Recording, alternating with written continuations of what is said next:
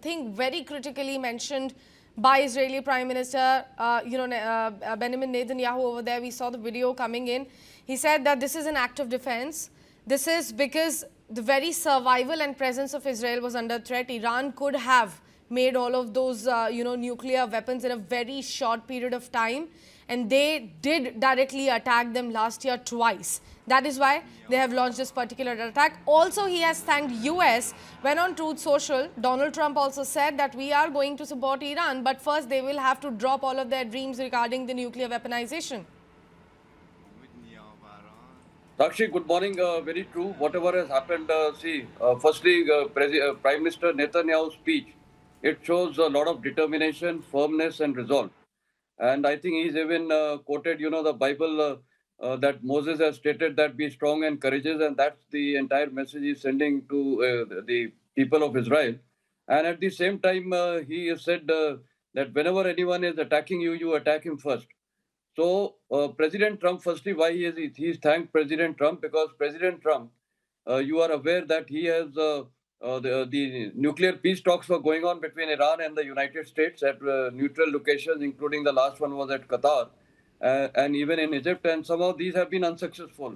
The sixth round of talk was to be happening on this Sunday itself, which now perhaps obviously will not be there.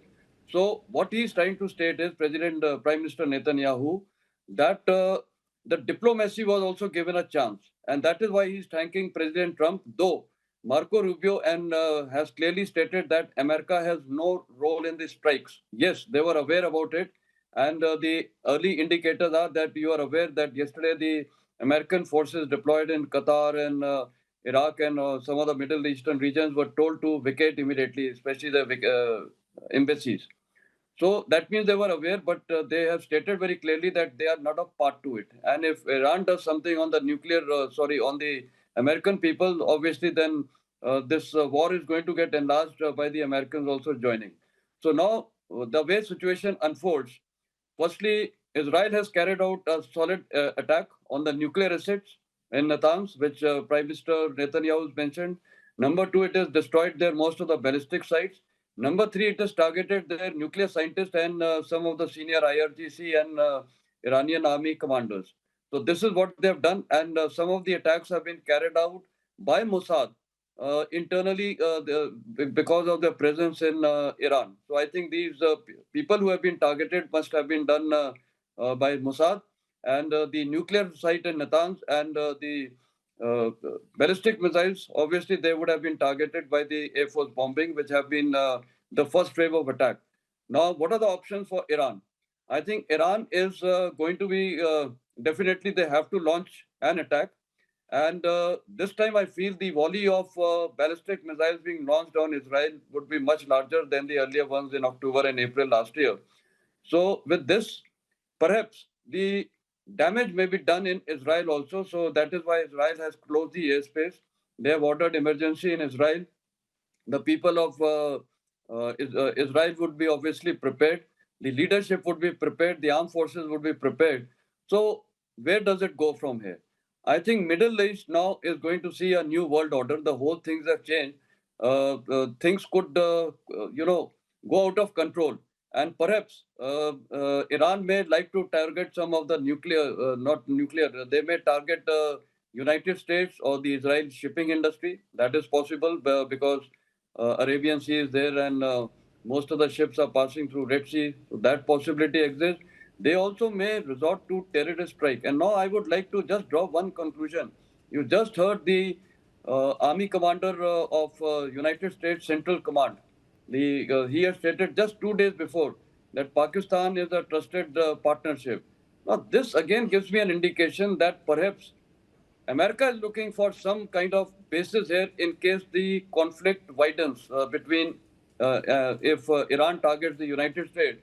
So maybe then they will have some kind of a military presence or deployment of air force in the Pakistani airfield. So this now I can correlate why suddenly America has chosen, to name Pakistan and trying to show that they are very old, trusted friends and partners. So this is going to, the way it is unfolding, Sakshi, I think this is going to escalate. The whole Middle East region is now going to perhaps, I do not know how it is going to unfold. Iran has got all options. It can even target some of the Middle East Arab countries because they are unhappy. You're aware President Trump had recently visited Qatar. He had recently visited UAE.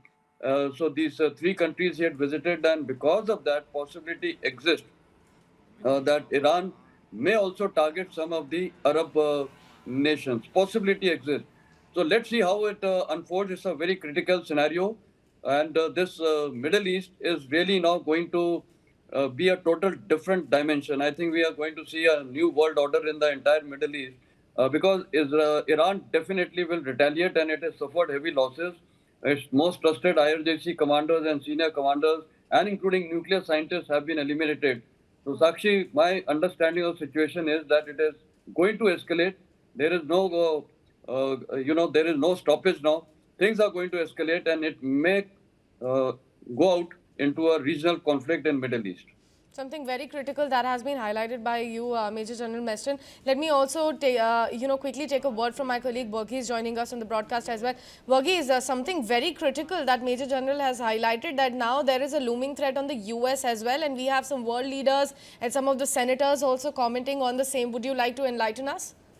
Well, the biggest problem that everyone is going to face is that with regard to the losses, Iran will be forced to, in fact, go ahead and respond to the strikes. And it is not with regard to only the nuclear sites that have been attacked. Their ballistic missile production facilities have been also attacked, and most of them have been destroyed, is what we hear from our sources. Also, the people who have been killed in this attack, also there is a covert operation that is underway as we speak since the strikes have taken place. The Iranian state media is reporting that its IRGC Commander-in-Chief Hussein Salami, former Atomic Energy Chief Dune Abbasi Davani, and Khatam al-Anbiya of Central HQ Commander Major General Gholam Ali Rashid have all been killed. Now, these are top military personnel in Iran. They are, in fact, part of the decision making of whether you go to war or how the kind of war you, in fact, inflict on when it comes to Iran. So it is a decision making body, and it's a decision making generals that have been attacked and probably killed in these strikes. So that is of major concern that has come in. So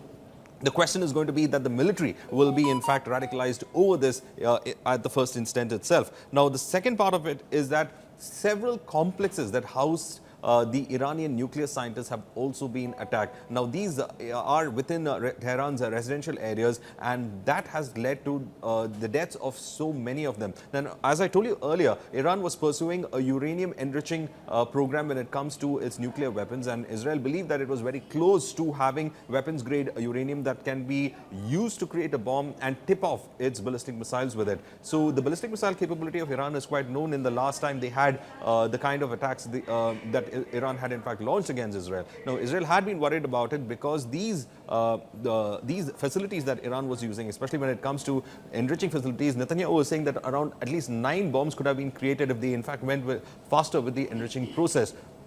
On a small state like Israel, it could be devastating, and that's why he said they were not ready to go for a nuclear holocaust. That is why they had to go for this preemptive strike. But what they have done is probably it's a tinderbox kind of a situation that we see in the Middle East right now, with Iran now probably looking at its losses and calibrating its responses, and at the same time those responses could in fact become a cyclical kind of a conflict could be in fact put in place, by which the response would in fact have a counter response again, and this is not going to end. And plus, Netanyahu had in fact said that these operations are continuing. It's not ending. These operations are in fact continuing, and because these operations are going to continue, we are in fact going to see more some kind of an Israeli strikes. We don't know whether it's going to be covert or overt, as we have seen, but it could be a series of such operations that is in fact going to become problematic. Now, here Israel has gone to large extent to say that the decision to go for the preemptive strike was Israel's alone and not of the United States. The United States also put out that statement saying that we are all trying to negotiate.